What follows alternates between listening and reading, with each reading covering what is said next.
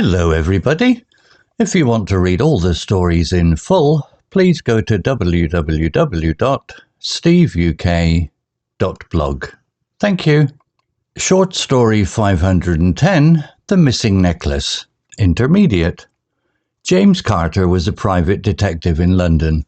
His office was small with a creaky wooden desk, a single window overlooking the busy street, and a coffee machine that never worked properly. He wasn't famous, but people trusted him. They came to him when the police couldn't solve their problems. James had a sharp mind and always noticed details others missed. One rainy afternoon, a woman called Clara knocked on his door. She was tall, with neat blonde hair and a worried look. "Mr. Carter, I need your help," she said, her voice shaking. "My grandmother's necklace is gone. It's not just valuable, it's been in my family for generations. I think someone stole it." James leaned back in his chair. "Tell me everything," he said, picking up a notepad. Clara explained that she lived in a large house with her husband, Robert, her sister Emily, and their butler, Thomas. The necklace made of gold and a large ruby was kept in a locked box in her bedroom. 2 days ago, she noticed it was missing. The lock wasn't broken, and there were no signs of a break-in. "Only my husband, Emily, and Thomas knew where I kept it," Clara said. The next morning, James visited Clara's house. It was an old, elegant building with tall windows and polished floors. Clara showed him the bedroom where the locked box was kept. The box was still there, but the necklace was gone. James examined the room carefully. He noticed a faint scratch on the window frame, almost invisible. "Interesting," he muttered. He spoke to Robert first. Robert was a quiet man who worked as an accountant. "I don't know anything about it," he said.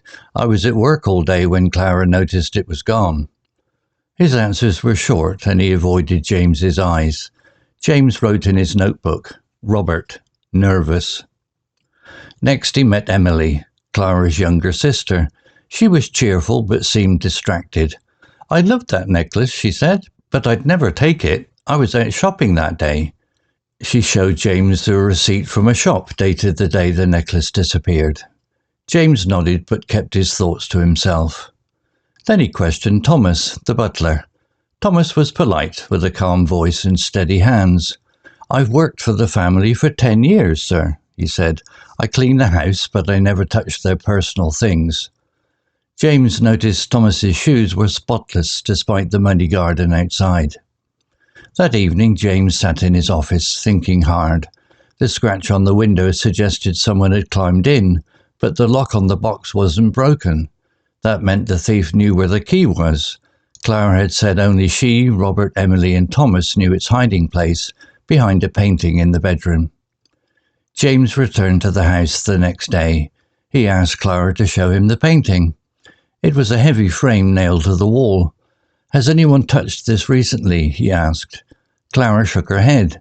James examined the painting and found a tiny smudge of dirt on the frame. It matched the mud from the garden. He gathered everyone in the room, Clara, Robert, Emily, and Thomas. "The thief is here," James said. "Someone climbed through the window, leaving a scratch. They knew where the key was and took the necklace without breaking the lock. The dirt on the painting tells me the thief was in the garden." Everyone looked shocked, but Thomas's face turned pale. "Thomas," James said, "your shoes are too clean for someone who walks through the garden every day. You cleaned them to hide the evidence, didn't you?" Thomas tried to protest, but his voice cracked. After a moment, he confessed. He had stolen the necklace to pay off gambling debts and sold it to a local dealer. Clara gasped, tears in her eyes. "How could you, Thomas?" she asked. James stayed calm. He called the police, who arrested Thomas and recovered the necklace from the dealer. Clara thanked James warmly, promising to recommend him to her friends. Back in his office, James smiled. Another case solved. The rain still fell outside and his coffee machine still didn't work, but he felt satisfied. Vocabulary notes. Creaky, adjective. Definition. Making a squeaking or grating sound when moved or used, often due to age or wear. Example, his office was small with a creaky wooden desk, a single window overlooking the busy street, and a coffee machine that never worked properly. Explanation. In the story, creaky describes the wooden desk, suggesting it makes a noise when touched or moved, likely because it is old or not well maintained. This adds to the description of James's modest office. Similar words. Squeaky, making a high-pitched sound, e.g., the squeaky door woke everyone up. Rickety, unsteady or likely to collapse, e.g., the rickety chair wobbled under his weight. Grating, producing an unpleasant harsh sound, e.g., the grating noise of the gate annoyed the neighbours. Usage tip. Use creaky for objects that make a sound due to movement, especially wood or metal. It can also imply something old or worn out. Knack, noun. Definition. A natural skill or talent for doing something well. Example, James had a sharp mind and a knack for noticing details others missed. Explanation. Here, knack refers to James's natural ability to observe small details that others overlook, which is key to his success as a detective. Similar words. Talent, a natural ability, e.g., she has a talent for solving puzzles. Skill, an ability developed through practice, e.g., his skill in negotiation helped him win the deal. Gift, a special ability, often natural, e.g., he has a gift for making people laugh. Usage tip. Knack is often used with for, e.g., a knack for something, and implies an effortless or intuitive ability. Trembling, adjective or verb, tremble. Definition. Shaking slightly, often due to fear, nervousness, or excitement. Example, Mr. Carter, I need your help, she said, her voice trembling. Explanation. Clara's trembling voice shows she is nervous or upset about the missing necklace, adding emotion to her character. Similar words. Shaking, moving back and forth due to emotion or physical cause, e.g., her hands were shaking with fear. Quivering, trembling slightly, often with emotion, e.g., his lips were quivering as he spoke. Shuddering, shaking suddenly, often due to cold or fear, e.g., she was shuddering in the cold wind. Usage tip. Trembling is often used for voices, hands, or bodies to show emotion. The verb tremble can also be used, e.g., she trembled with fear. Faint, adjective. Definition. Weak, not clear, or barely noticeable.